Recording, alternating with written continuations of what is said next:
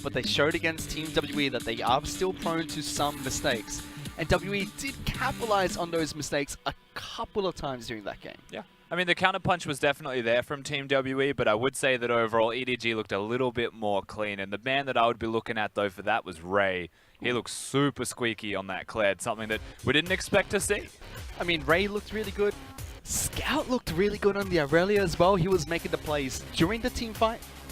Absolutely. Scout was still very solid, and the weird thing about this is that Clearlove was the most invisible member on EDG, but he still did that first step, and we know that Clearlove is the communicator of the team. That Mako stepped up, he became a captain, he became a shot caller when Clearlove disappeared, but Clearlove comes back, and our speculation is quite simply that unlocks Mako to be a monster again. He can still shot call and make plays for certain, but now Clearlove can carry a brunt of the early game burden through the top side of the map, mid-jungle top controlled by him. Mako feels free, and we have seen such a good split from Mako as a result. He's been unlocked almost with Clearlove back in the team, because Mako is by far the best support we have. I mean, and that's hard to say because Ming exists. Ming's good. Is he Mako? Would you put Mako onto RNG? If they were at MSI, when they were at MSI, would you be like, hey, no, you can have Mako? That's a hard question. I'm going to say no, though, because Uzi needs a Ming, and he doesn't need a Mako. But we've seen Mako and Uzi play together before, I believe, at All-Stars, and they were still successful. So you give them credit, both very good. But that's not what we're talking about. That was a lot of fun to watch. But Mako is a really good support.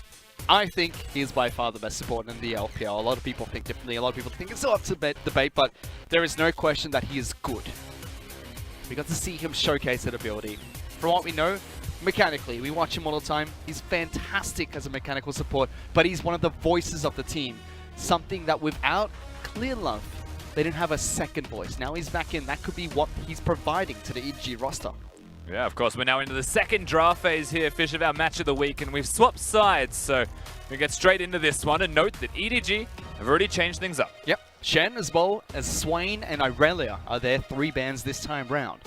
Nocturne, Zoe, and Kaiser were the bans coming out from WE, and EDG's first pick is to take Lulu, a support-based champion. Yeah, the one thing that has changed here from Team WE's bans was the Darius, so we'll have to see if there's any priority towards that one. We know full well that Ray would be looking towards it, whereas on the side of EDG, they got rid of the Aurelia instead of the Nocturne. So swapping bans here with Team WE means that the Aurelia banned. I like that from EDG, just as much as I like that Zoe has to be taken from Scout, because he's a one-trick at the moment. Yeah, don't let him get his hands on that champion. I mean, one team has already allowed him to pick up the Zoe. They regretted it quite early into that match. You should regret it. He is very good at it. We have a lot of amazing Zoe players. But something we have not touched on is the change for WE into game number 2.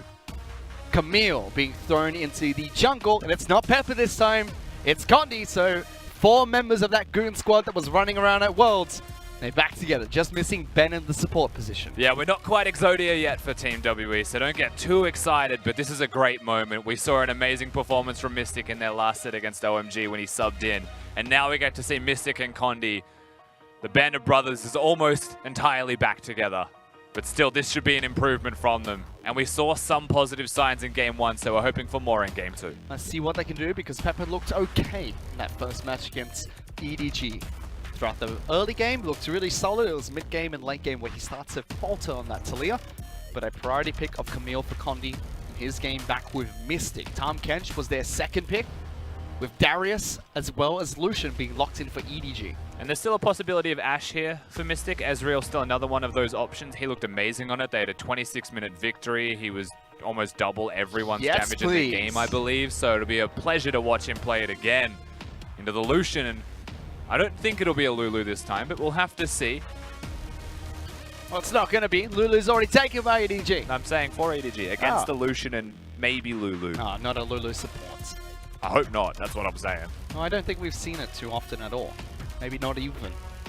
Most likely running into the mid lane for Scouts. Neither of these two teams have run a funnel composition yet in the LPL, so we shouldn't expect that. But Darius being picked up, that should be Ray's champion in the top lane. You know what is rad? Both of these teams' coaches have got their organization-based books. You've got an EDG book, you've got a WE book. Don't often get to see that. You just have basic notepads for teams, but these are... So all we got to see now is special. they swap books, after the handshake. Like, you know, when you definitely swap don't jerseys. swap your strategy books. Why not? You can swap Yeah, jerseys. you It doesn't have reveal our your plans for strategies. the rest of the split. We've already played. Like, you can have a look at what we were going to play. We'll have a look at yours. We'll meet back again during the next round robin after cross conference. That sounds like a recipe for disaster. Sounds like a fantastic idea. They should do it all the time.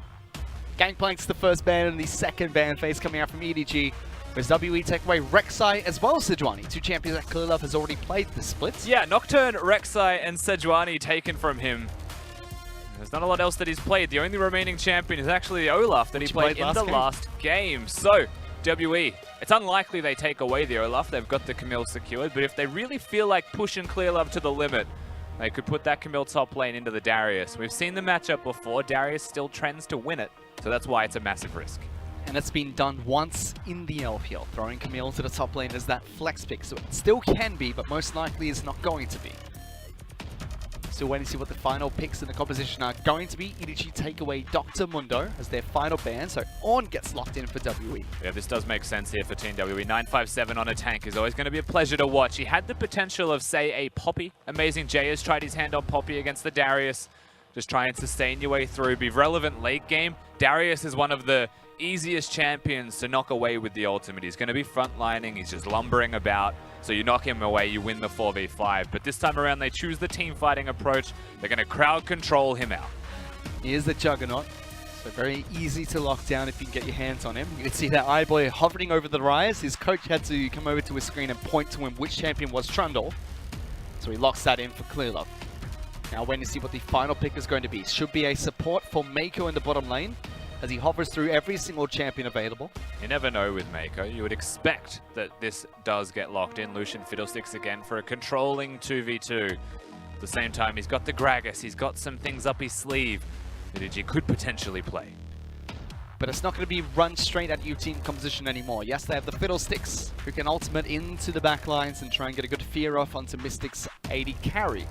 But they did say they had a strategy plan for every single one of WE's AD carries. They have 3 of them. Still going to be Mystic playing in the second match. Curious to see if they have a strategy for Condi in the jungle. He is going to be picking up the Camille. Ryze gets locked in.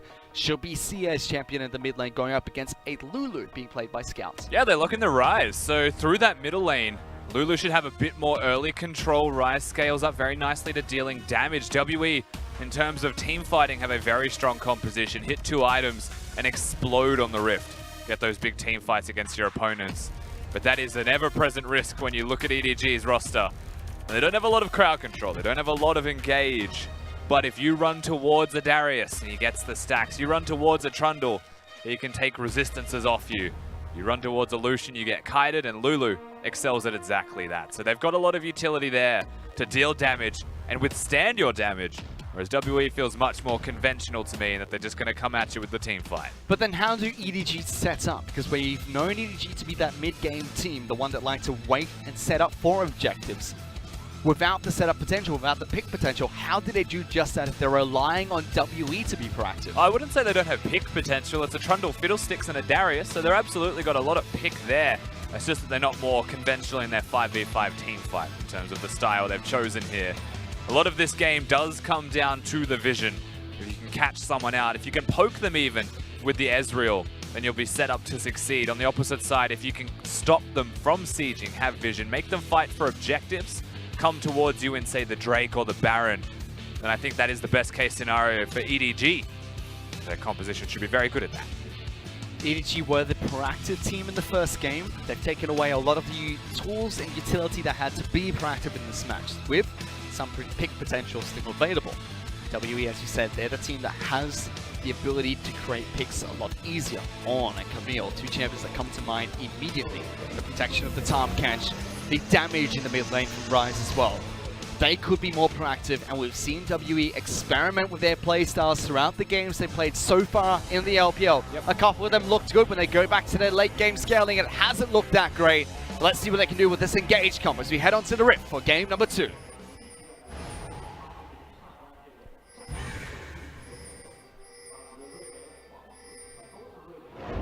That turret's got big shoulders.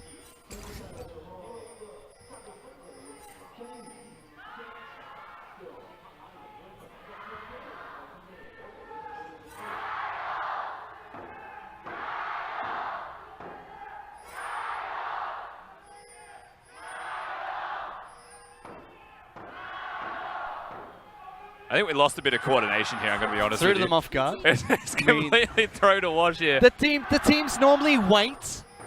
Oh, wait, they're still going. They've still got drums, Rusty. The chants are still equally as loud. We will hit this drum until you get it correct. They've worked it out in the end. The drums, of course, sounding in Xi'an Stadium. WE in their home arena. You saw the signs on the chairs.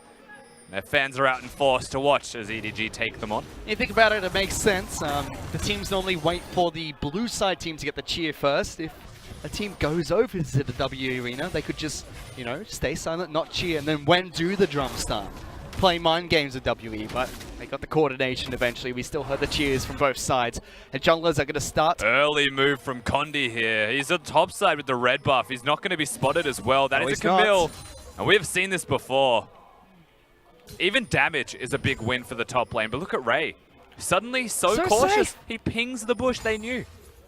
Immediately we see Clearlove move over towards Condi's blue buff. Both junglers started on the red side of their map.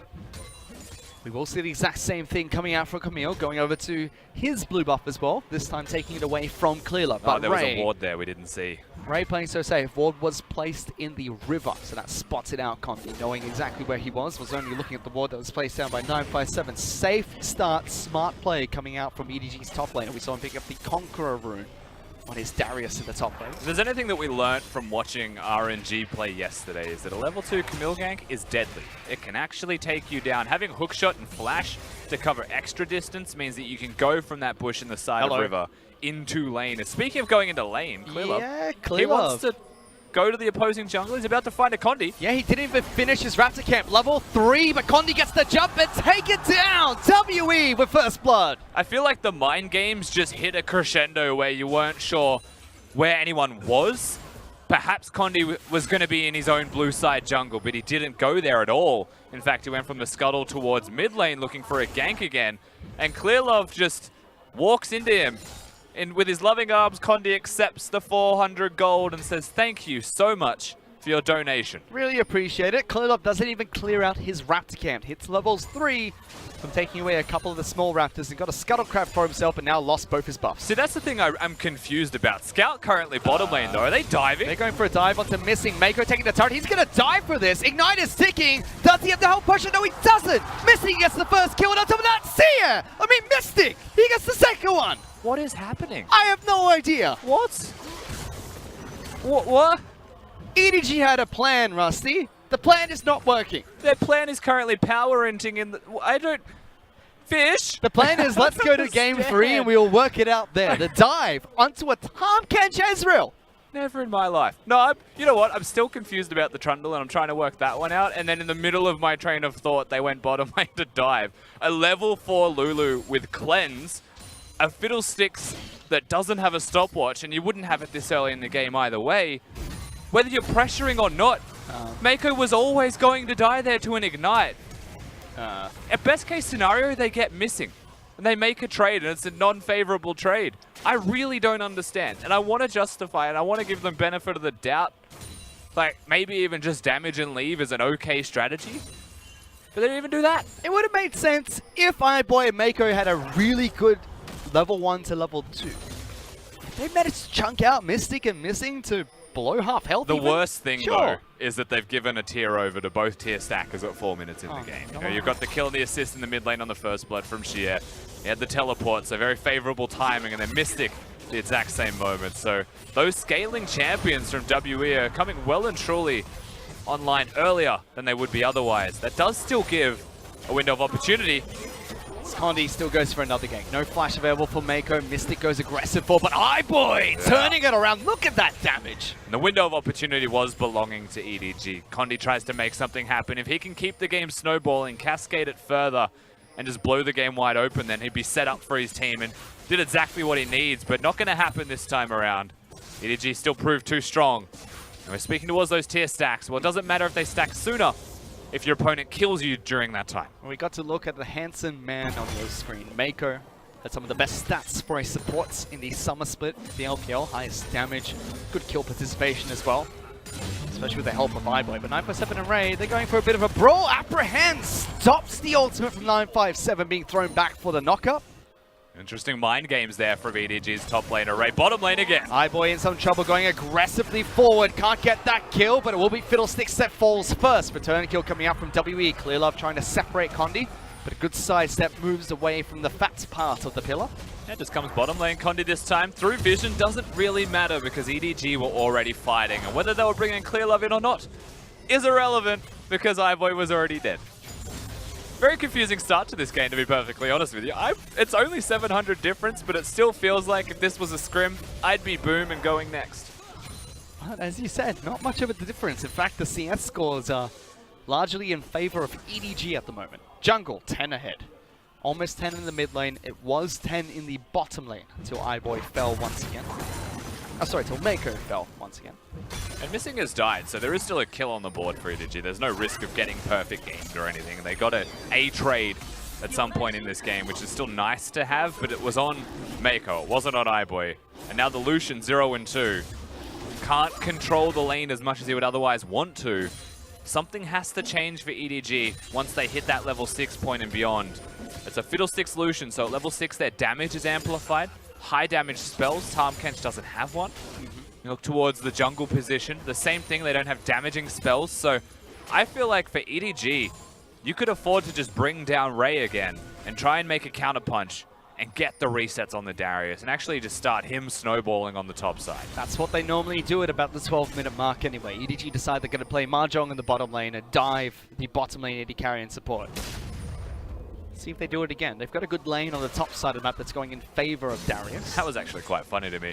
He hit the whatever it's called, the explosive plant, and didn't go towards bottom lane with it direction-wise, and then walk towards bottom lane straight after. Like, nice. You just take an extra couple Teemos forwards, and you'll find that all of your problems have gone away. We've seen some interesting Blast Cone mistakes being made over the past week at the LPL.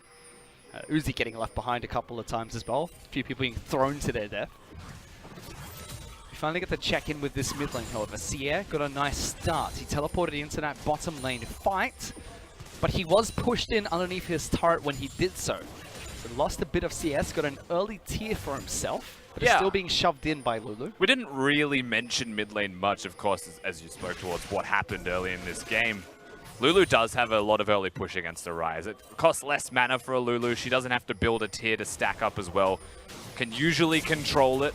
I think the fact that she left at level 4 was very surprising, especially towards a bottom lane dive without a jungler. But that push continues, and the continuation of the push and control that Scout has in mid lane is only exacerbated by having a blue buff available. So this does unlock a lot of time for EDG, and you're seeing the results of that time. Even though EDG botched not only the jungle gank into the mid lane, but also the gank into the bottom lane and dive, they still have 3 pushing lanes. Darius pushing it, Lulu pushing in, Lucian Fiddlesticks pushing in, and Fiddlesticks going for a gank. Looking for Missing, fears him up, no flash available. Pillar's going to try and collapse, Grey Health is there, but is it going to be enough? No, it's not! iBoy picks up that kill, Mystic's forced to back away. A good capitalization here from EDG, knowing there's no flash on Missing, so they pick him up, they prey on the bottom lane still, and Condi is not here, he was in base, so walking towards lane to defend his bottom lane now. Maybe a too little too late type of thing.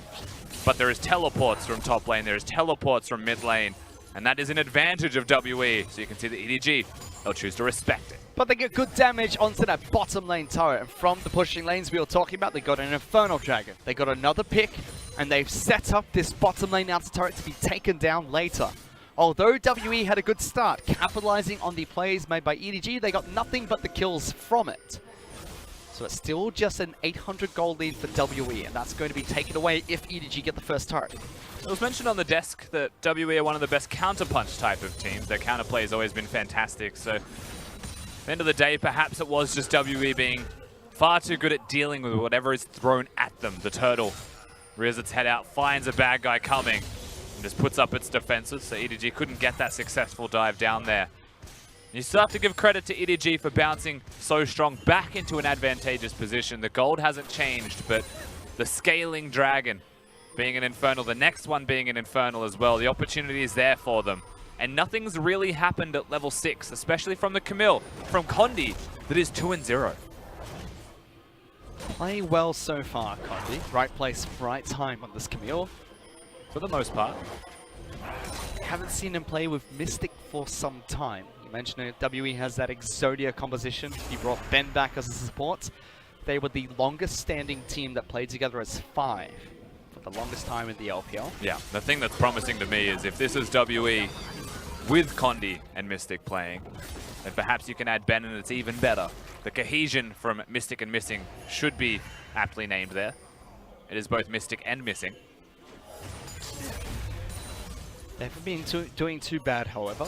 Keeping up in farm against iBoy. No deaths on the side of Ezra, only Mystic falling so far. And for those wondering, we don't really know where Ben is. We just know that he is not missing, but he is also missing. Just needed to clarify that one. Please stop. You are not Freak. I'm not ever going to claim that I am. Thank you for clarifying. Stop the puns! Cull was picked up by Mystic, and that's slowly being ticked up, so a good advantage for Mystic when he completes that. Looking for his item power spikes. Mana Immune already complete, trying to build towards that Muramana as fast as possible. Blade of the Ruin King up for iBoy, so a nice spike for EDG. And it seems like Infernal Dragon will be that next big point of contest between both WE as well as EDG. When that spawns, these two teams should be looking for a fight there. And the power spikes on both sides are going to come into play. It really seems like who can execute the composition better. Yeah, and I wouldn't count the chickens, however, before they hatch. There is still a Rift Herald on the opposite side of the Rift, and EDG may actually consider that one. 2 Infernal Drakes is quite an overburdening amount for WE to have to contest with. So they may still prioritize the Dragon itself, but when you look at the vision from EDG, even though there's no Drake, it's all bot side river. In prototypical EDG fashion, they are set up around here. It's the blue buff currently, though, and teleports. Double teleports from both top laners. Scout going to get locked down first. Subjugate going down, but Condi's going to be the first target. 957 stuck, however, as Mystic wants to try and defend his top laner. Ray wants to kill, flashing over the wall, but the rest of the fight, see it, picking up one. Scout looking for the next one. Clearlove jumping over, kills him before the portal takes him back to blue buff, and Missing is just going to get a bunch of missing pings because he gets slowed down for a double kill, picked up by Scout. And iBoy has no time to go towards the Tahm Kench. He's pushing bottom lane right now. He's going for the objectives. EDG, they find the opportunity. We spoke about their vision. We know that they come bottom lane this early on into the game, and they were given time to set up.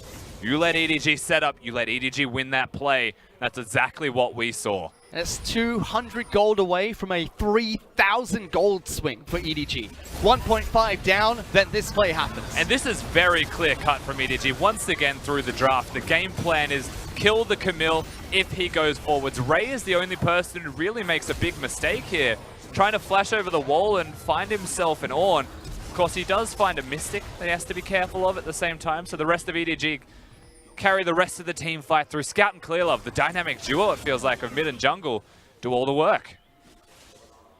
And that was the big question towards the end of Spring Split. Who had the best mid-jungle synergy? RNG and Invictus Gaming looked so good in that aspect. JDG, the likes, they had good synergy, interesting strategies coming out from... How do you even accidentally do 18 damage? Poor guy. But mid-lane jungle synergy looking so good for EDG. And that damage from Condi there, showing that, you know, Seer, he's pulling his weight.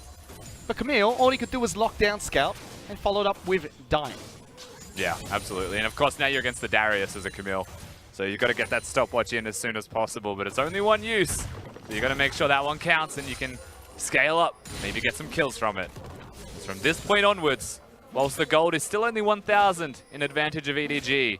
You mentioned it before, they're very close to blowing it out to 3,000. Now they've been able to lane swap, they've been freed up. Mako on the Fiddlesticks is now free to move. It's always a scary prospect for WE to have to deal with. And they have that pick potential available with the use of Mako, the likes of Clearlove, the 2 playmakers for the team. They could very easily move up towards this Rift Herald. WE are going to try and take it. Infernal Dragon is up and online, so 2 objectives for these 2 teams to look towards. And if we take a step back and look into the mind of Team WE, they try and do the Herald just assuming that EDG would go to the Dragon. So they actually misposition themselves, just expecting things from their opponents. Good locked down. Clearlove in a lot of trouble, actually. Forces the ultimate coming out from Scout. WE going to look for a fight. Ornn is close by and throws out the ultimate, it's on. slows down 3, gets the knock up onto 1, and it's immediately popped as Iboy just jumped on. Mako tries to dash in and save his team. Lulu being locked down by Sia. Condi gets the kill, trying to deliver it in the back lines. Rise with the express delivery. That's not Jingdong, Nowhere to it's go. WE, forcing EDG back onto their side of the map. Oh, more ultimate's gonna come out, missing, keeping Ray trapped. The top laner from EDG in some trouble. 957 collapse.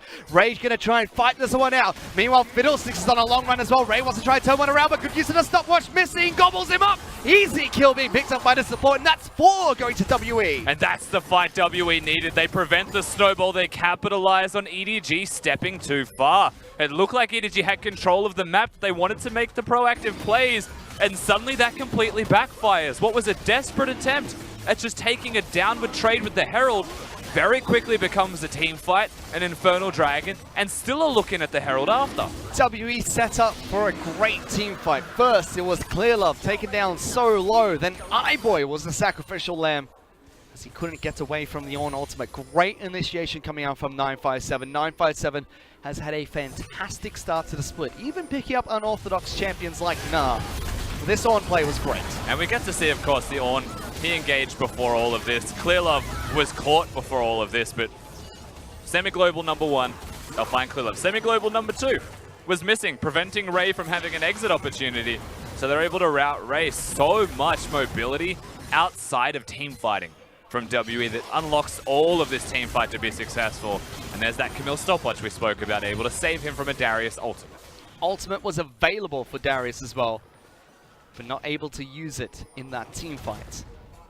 WE catch EDG by surprise, and although WE have that composition that allows them to initiate, EDG should be able to deal with it. That's what a lot of their composition is built around, but quite difficult when your Trundle has less than 400 hit points and your AD carry gets blown up straight away. Because he was tanking turret and got rooted in place by Arise, and it was just followed up with damage. They just stayed too far in top lane. They stayed rather in mid lane for too long, and they were just punished. And suddenly the fight was just chase them down. WE's composition is extremely good at chasing you down. And we said they have a very traditional style of 5v5. You know, if you catch someone, most likely gonna die. Ranged engage from 957. Well, it's all the easier if EDG just come towards you. Well, WE throw it back at EDG, so it's another 3,000 gold swing to give WE a 1.5k advantage. No turrets being picked up just yet by WE, so all the outer turrets are left standing, but EDG have set up mid lane to fall, and they had their bottom lane AD carry and support in the top lane, sieging that top lane inner. Of course, for those that are wondering, we are still on patch 8.11, which is why there is a banner of command on Scout in the mid lane. He rushed that one before he completed his Luden's Echo to try and control the Rise and perhaps control the Ornn, but there is a dematerializer on Xia in that middle lane still. Fully aware, of course, of what patch we are on. Yep, 2 more stacks available for him. So if banner is used, he can pop that minion dematerializer. WE, however, going to try and set up for this Rift Herald. 957 even being called up here. Banner of Command was used in the bottom lane by Scout. So you'd expect 957 is going to be forced down there to deal with that wave. But they get the Rift Herald, going to be able to use that objective later on and try and break open a bigger gold lead for themselves. How do EDG then set up next? Because top lane seems to be their point of attack. They wanted to find Mystic, it felt like, if he just stayed for one more wave, but he's gone back to base. So the opportunity is here for them to push. They could actually step up here and start to hit that structure, maybe break the outer, close the gold difference between these teams. But the risk with this is you've just sent everyone top lane as they have a Rift Herald. WE, however, looks like they're too slow to the punch. They weren't expecting EDG to be up here. So they're going to try and react by fighting or preventing them from pushing, opposed to making the trade in mid lane. And changed their mind, Ezreal made up for it. They do have a couple of flanking wards as well. So if Rise wants to teleport up, or if 957 wants to, they can. But instead, Misting takes Condi into the mid lane. Rift Herald not even going to be used just yet by Camille. Yeah. Baron spawns as well. And EDG don't even take down that top lane outer turret. WE are reacting incredibly well to EDG's plays. They're doing this super cleanly, and it was missing on the Tahm Kench that was a big part of that one. So he's able to get mid lane. The Ezreal ultimate is what cleared the top wave, and EDG didn't even stay. They didn't want to trade. That Rift Herald is too big of a threat to actually just try and make a trade play for, and here it comes. Rift Herald being thrown onto the top lane. They already have Mystic, Condi, as well as Missing up here. Both teleport users from the side of EDG, sorry, WE, still in the mid lane and bottom lane respectively. That charge deals a decent amount of damage. He's going to try and attack mid lane. Sierra forced to flash away, but the culling dealing a lot of damage. He's very low. The double tap comes out from my boy. They pick up a kill in the mid lane. Now going to try and siege through these turrets. They have to keep pushing, but the Herald is going to be going on top side. So they send Ray. He has teleport, but EDG, they find an inside track. They find a moment, and they get a kill in the turret and perhaps a second. They're still attacking. That turret will fall. Clearlove takes it down. 957 only a single knock-up onto iBoy. He then chases the tank. Oh, they're not done. 957 in a bit of trouble. Subjugate's going to come out. Good dash. iBoy doesn't get stunned, but locked down by Condi. Kill onto the AD carry. Fiddlesticks throws in the ultimate. He's going to try and get as much damage down as he can, missing the first one to fall. Ray gets the slam dunk, gets that kill. EDG pick up 2 picks. They start to feel themselves here, EDG. They make a very clean play, and it was all countermeasure, it was all reactive to their opponents. And it feels like a lot of this game has become you react better, you win the fights. WE, they are making a play. They're teleporting over. It's been spotted by EDG, but not that they've started it. That's both teleports being used. They don't even clear out the scrying orb. That was really smart from WE. They let the control ward stop the scrying orb. So EDG are late to react. Teleport's in. Another teleport. Condi is very low. If EDG get a sense of this, they're going to go for a fight. Teleport coming in from Ray. They're trying to see if they can start this one. That's actually Lucian. The AD carry's forced to cancel. He can't teleport us to front line. Clearlove very low. Condi very low. Teleports galore, but both teams disengage. It was risky, but they've done it, EDG. They're able to defuse the Baron threat that WE were pressing on them, pressing forwards. Yes, the Lucian teleport gets cancelled, but Clearlove survives with the smallest amount of health available. If he dies, Baron's still on the board, still a threat because the teleport's cancelled. Lucian has to walk all that distance. WE, they had the vision. They actually had the setup mostly there for the Baron extremely quickly, but now because it's reset, Infernal number 3 is on the board. Easier objective for either of these two teams to set up for. Baron is still on the table, but that was a lot of teleports being blown by both teams. Sia and 957 forced to use theirs. Mystics is still available, but iBoy, if there was a safer ward for him to teleport to, could have been a fight for EDG. Now he's actually separated from the squad. 957 tries to capitalize on that. Clearlove going to be the first target. Subjugate gives him a lot of resistances, and they cut him off. The tank forced to be saved by Missing. Meanwhile, Condi picks up the Infernal Dragon. Ray leading the front line, gets one slam dunk. Let's go for second one. Goes for it. 957 should fall to the bleed, but he does pick up a return kill. 3 on 3. Scout's the only one left alive. Mystic so low, but he's not going to be taken down. A double gets picked up by Condi. He is on fire at the moment. WE win the team fight. Condi and Mystic doing a lot of work, and Shie, the trio of WE, the old guard of WE, are winning these team fights super strongly. EDG, they're trying. You're seeing some resilience there, but now the 3-man unit with 2 red buffs and a lot of regeneration goes straight over to the Baron. 4, 0, and 8 on this Ezreal. He lives with a sliver of health. Only Scout left alive, with the respawn time is a little bit too low for EDG. With no globals, with no teleports, they can't contest this. I mean, Guardian Angel gets popped, but this should be Baron being picked up by WE. Yep, just a bit of sunshine on a very rainy day for EDG right there. They'll get the Guardian Angel of Condi, but the Baron still goes over to them all. I believe even Shia maybe picked it up just at the last second there. We'll watch this fight again. Ray gets the resets. Condi chooses to go for the Drake, so you can see why this happens. The side of EDG, but really nice disengage from W, followed up by the re-engage. Mystic free hitting pretty much the entire time. There's nothing they can do from this point. The fight is over. They didn't get the kills. The composition of EDG wants to be the one and done style, but really have felt lacking in their ability to get those team fights off with how well WE are disengaging. I mean, EDG should be able to disengage as effectively and in fact take the fight to WE if they collapse off. But look at that damage!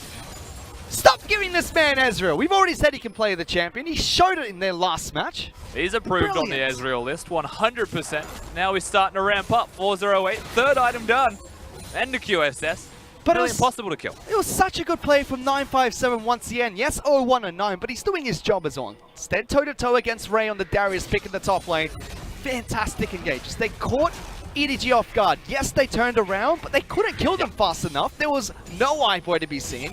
Not enough damage because they separated the team. So from this point onwards though, and it's only 4,000 the difference, what you're looking at for EDG, if they want to come back in this at all, is that they have finished support items to empower their AD carry and to empower the Darius. Darius has got a Sterix Gauge, so he's actually quite hard to take down if he's got a Lulu healing him the entire time. But past that, you've actually got the Zeke stun for the Trundle. You've got the Shurelius to speed up your Lucian to give him access to the front line if possible. And you've got the Ardent Sensor there for the Lulu as well. This game, to me, becomes about kill the front line of WE, namely Condi, who doesn't have that Guardian Angel.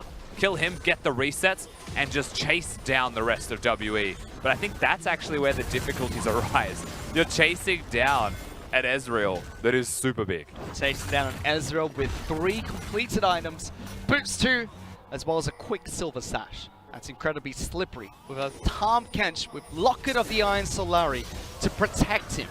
WE are going to try and take down all the inner turrets they can. Bottom lane inner turret falls. Mid lane inner turret falls as well. Currently top lane inner turret is left. And they're trying to see if they can siege mid lane inhibitor instead. iBoy does get that protection, gets a good shield from his team. That's Mystic! Oh my goodness!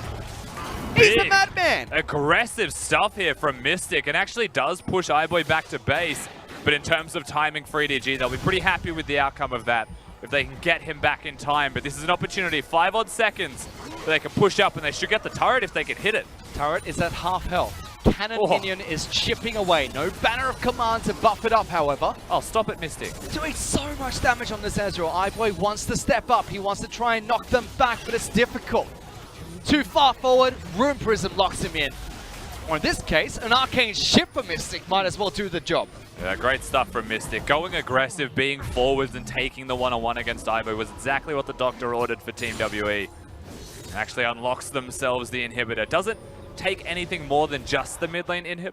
And it's one of the more easily defensible situations and placements, especially with a Lucian running around. So it's not going to be the end of the game for EDG. Definitely dire straits. WE well and truly poised to take this one through some super impressive play. Definitely are. About a 7,000 gold lead for Team WE. Firm control to try and take this match. Yes, Baron buff has expired, but they've gone back to base, so most of their members have. Mystic is still farming, missing yet to go back just yet. They will pick up their items, they will reset, and possibly attack the top side of the map. Yes, Mountain Dragon is going to spawn 29 minutes into the match, but Baron, still quite some time before that major objective comes online. And really, we've gone through a lot of this game not counting EDG out, and it's still one of those things that will persist in the back of my mind. 8,000 still a sizable advantage, and WE should win this game.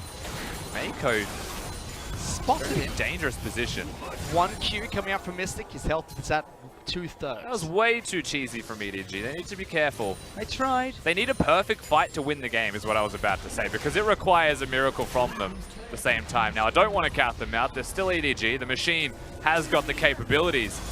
But this WE looks completely unstoppable with an advantage. Mystic looks unstoppable with a lead.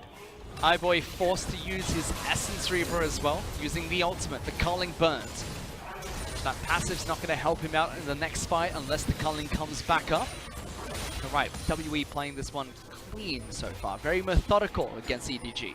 You could probably force the teleport out of Ray even if he wants to stay bottom lane. WE, an opportunity for them to press up currently. Could be another turret. Ooh, Sia has been caught out, missing for save of Condi. Condi diving into the back lines. Mako gets a big shield, but he gets locked down again. That's the support from EDG. Guardian Angel is going to get popped here. The Ignite was ticking. Sia wants to flash away. Kleos says, all right, EDG, let's go for this fight. Big upper hand. Ray is going huge. He can come on and slam. Mystic's in the base, but iBoy goes toe-to-toe. Forced to back away. Great damage coming out of EDG. They pick up so many kills. The AD carry is going to be next. EDG Ray forced to use the stopwatch, but he's still kiting. iBoy does get the heal. The triumph will heal him back up. So close from this Ezreal, but they find that perfect team fight. And they hold. This is why you can't count out EDG. The composition is designed to do so much damage if they're free to hit. It's off the back of a mistake from Condi. They'll just go straight over to the Mountain Drake and they'll secure themselves a small objective but it's taken from WE, and it gives them time. If they want to place wards, if they want to place a vision around the Baron, it buys time on the Rift. And this is the follow-up to that team fight. Flashing in, super aggressive. iBoy and Ray doing all of the work, and Mystic trying his hardest to carry. Just constantly kiting, but his team died already. Oops. He was close to making that play. iBoy's face slammed a couple of walls here, but it doesn't matter too much in the end. My goodness, Mako also dying on the back half of that. iBoy so low both times. Triumph, man. Before and after the shield coming out from Scout, barely lives. Red buff almost kills him. EDG almost gets an ace, but they are still 6,000 gold behind Team WE. They burn, however, crucial abilities and crucial items. Guardian Angel knocked off Condi again. iBoy's picked up one of his own. Yeah, there's 2 GAs now ready for EDG where they may not be available for their opposing side. The QSSs will be up though, as in terms of summoner spells, however, only the Ignite for WE is up. EDG have still got sums on their mid laner, so they have got some utility. This next 5v5 is just going to be a raw front-to-back battle with no summoners to make the difference. Luckily for WE, they did take down the top lane inhibitor turret. Inhibitor still stands, but they did at least break the base and got a little bit of gold for them on the back half of that fight. Still 7,000 gold lead for WE. I do think that the mid lane inhib is about to respawn, if timing is correct in my head. Unless they took it again without me paying attention. Should be no more super minions spawning from what I can see. Yeah, so that'll be up soon. That coincides in timing extremely well with the Baron being up. Mid lane access is hard to achieve with super minions naturally pushing, and mid lane priority is always a big deal. You can actually hear the announcer there. It's about to come up after this next wave. This should be the final wave with the super minions. Yes, so this is actually it for WE. If they win a team fight, they win a game. For EDG, if they win this team fight, they're poised to win themselves. They've finally, even with a goal deficit, have brought themselves to an equal footing fight. They're going to try and fight for this. Rift Herald, or Rift Scuttle, I should say, is going to expire, so WE don't get the invulnerable vision anymore. Yeah, you're looking at actually one more wave from EDG. Push mid, get access to the Baron, get access to the river, maybe even get into WE's jungle. You can see WE fully aware of that, of course, if they could catch them out on the rotate. There are items to buff up iBoy. We talked about it earlier, but Ardent Sensor, Zeke's Harbinger both available. Even for Mako, Shirela's going to make sure his team runs fast. That's crucial for not only Clearlove and Ray, the melee champions of the squad, but for iBoy to dash around. Essence Reaver was a crucial item in the last fight that wasn't able to be used by iBoy. Look at Scout. He's currently chasing a wave to put a banner of command on it. I think he's just going to recall for an item again. Because he was waiting in base for an item. He's like, damn it, that's the cannon wave. Had to home guard his way over to the wave. He's got no teleport. Yeah. Does have to be a bit careful. But he bought a full redemption during that time he was waiting. WE, very obviously about to do it. He wasted so much time bottom. They should just secure this for free. Rise Ultimate brings them straight into the Baron Pit. On the way, pings are coming out from EDG, but too little too late. Cancel that teleport, Darius. Oh, he's not going to. They're going to fight. They're going to try and fight for this one. Ornn throws out the ultimate. Clearlove already at half health. Big charge upon no ultimate for you, Clearlove. 777. Welcome back to the LPL. They're still going to try and fight this one. Mako diving into the backlines. First Guardian Angel popped onto Ray. iBoy, the machine, the robot. He's still going. Insane AD carry. Jumps forward. Gets one. Gets two. Mystic, the last man standing. How the hell have EDG done this? Mystic, the last man standing, not enough. Scout with the double kill. The ace to EDG. And EDG actually do the impossible to get that fight in the base. They follow it up, and iBoy is an absolute monster in the AD carry role. Run it down mid lane. They should even have enough time to potentially end. 32 seconds on 957. The first to respawn will be missing. 15 seconds until time catches up. They have minions, they have an AD carry, and they're going to try and push for this win. Yes, Clearlove fell, but EDG did not care. They're pushing for the Nexus. Missing will come back up. Sia shortly after, but it doesn't matter. They're already on top of this inhibitor. iBoy will dash around, and EDG done it. What a comeback, and what a 2-0 to EDG. And EDG show that the composition can still mean a great deal for you. WE had that victory in the palm of their hands, and they lose it in one team fight. They give an entryway to EDG to fight in the middle, And they lose the second team fight. And the thing is, that was a 4v5. Clear Love just dies immediately, does nothing for the fight, doesn't even give an ultimate off. And EDG are just good enough individual players that you give them a sniff, they get the game from it. That's a scary thing to play against. He was clear lull for a little bit of that fight, but the int coming out from Trundle was a blessing in disguise. iBoy finds the right team fight to go ham. They were actually in competition to die the most in the first 4 minutes, and they still find a victory. That's the thing with this team, man. How did they turn it around? From 8,000 gold down, Inhib's gone, Baron against them, they still get a team fight. Can you not be that good at winning? That was beautiful to watch. EDG remain undefeated in terms of series picked up. One of their true tests against WE by no means lackluster in that series. Games 1 and 2, they took it to EDG. They should have won game 2. But it's something about EDG at 1 or 2 miracle team fights. They found 2 in the same game. 10,000 gold behind, no problem. We'll fight you. Mistake for Condi, you're dead. Then a 4-on-5 at Baron. With Baron buff over on Team WE, and they still win the fight.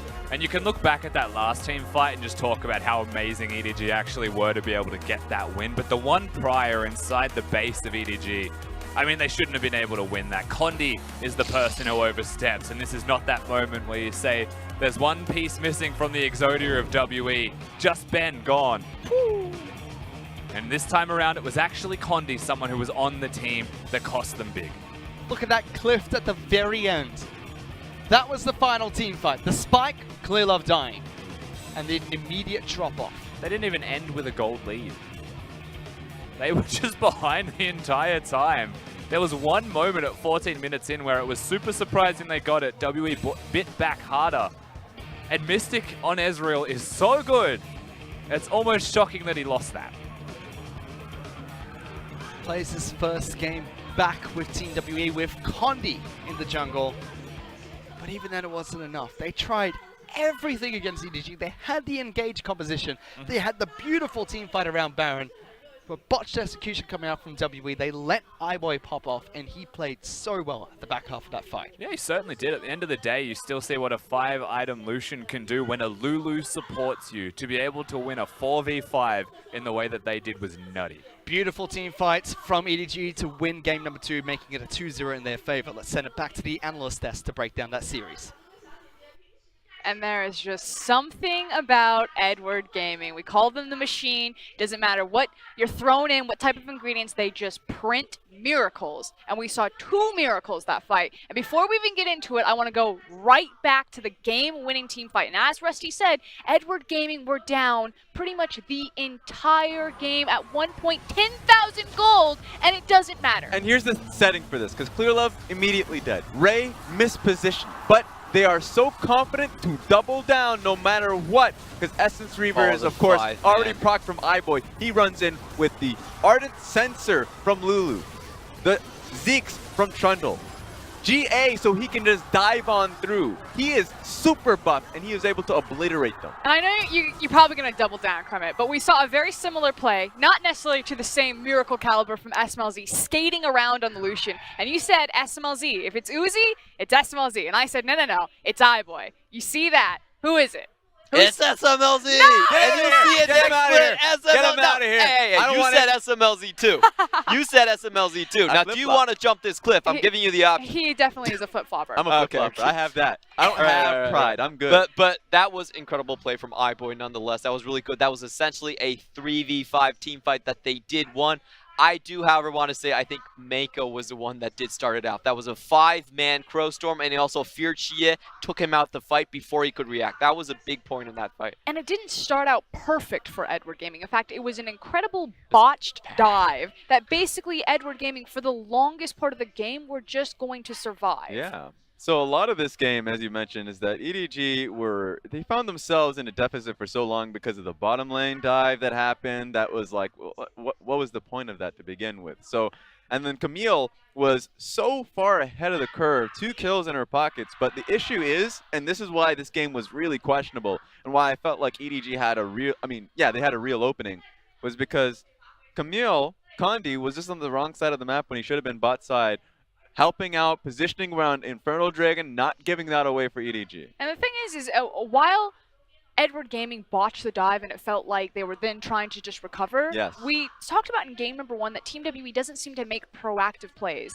And in this game, they had 2 pretty critical team fights where it was finally them, and they were kind of capped off by these beautiful Rise ultimates as the chasing mechanic. So if you're a Team WE fan watching this replay, you start to get some of that hope back that, okay, yes, this can be a top-tier team again. And then we have EDG like overstepping themselves. A lot of these do come down to individual mistakes. I think Clearlove wasting the Lulu ult on himself. Everyone was looking at this fight and going like, okay, W should be able to clean this fight rather cleanly up. Mako does come back for a little bit of damage, but most of it's already gone. And the cool thing is that, looking here, Mako does somehow survive himself. He actually gets away from that with the flash over the wall. He definitely runs all around to his 9.2 own KDA, safety. boys. I will say, though, that, like, as you mentioned, for WE, the one ray of hope, I would say, Mystic had an excellent game. The DPS he was able to output, the team fights that he had on the Ezreal, you want to see him pick it up again. And also, the rise for CA.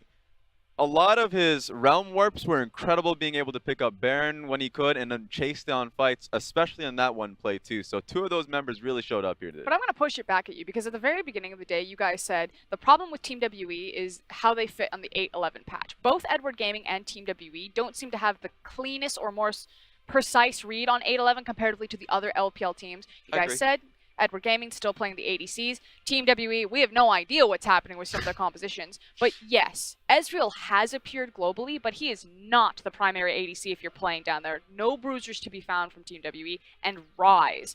Like, you're highlighting these picks, and I agree with you. He's a phenomenal Ezreal player. That's not an 8-11 pick. Yeah. I would say that my initial issue wasn't so much the fact that they are misaligning with the meta. I think the biggest issue is misaligning amongst themselves. Teamwork has been a thing that they've always hit on time again. That's why they went to Worlds. Was teamwork, team play, communication. Or because they were patched in. Come on. You got that, Come and on. I mean, that's your opinion, Miss Don't Host. tell me you agree Wait a with this second. guy.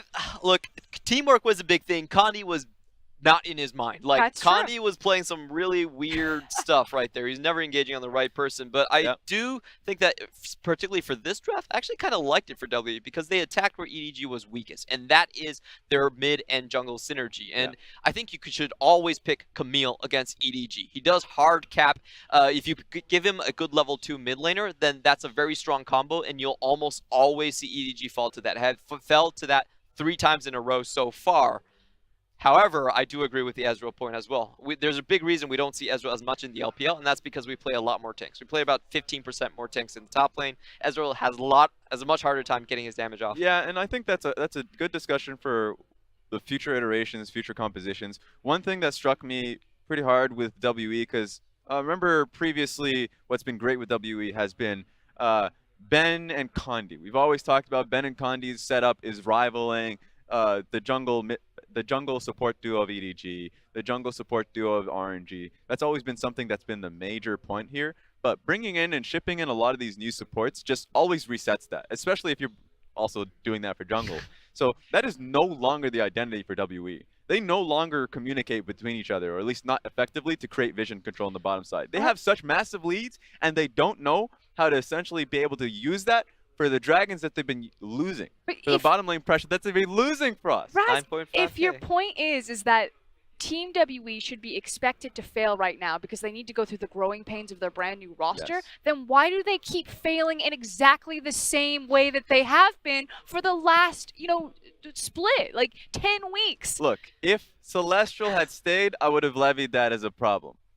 But now it's missing. And so you have to go through the same growing pains. So I think that my biggest thing if I was with WE is that I would continue in with Celestial. I thought Celestial had a great time. Of course, he renamed back to 649. Well, that's been another discussion altogether. But ultimately, they need to stick with the same team.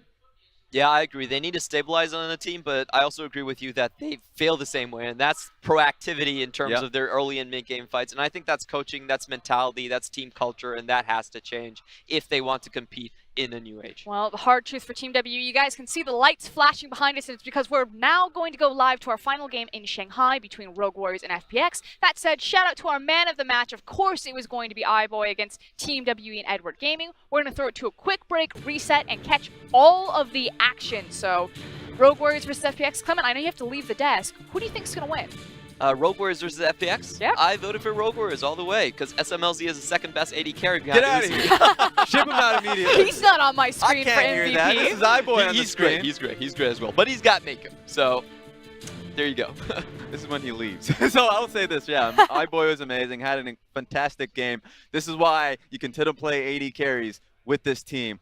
Don't put this man on his support. Don't put him on a bruiser. But again, we need to get to our casters. We need to get through this break, so we're going to throw it to the break. On the other side, Rogue Warriors versus Fun Plus Phoenix. 争锋造极，方可声名远扬。侠盗勇士志在威震四方。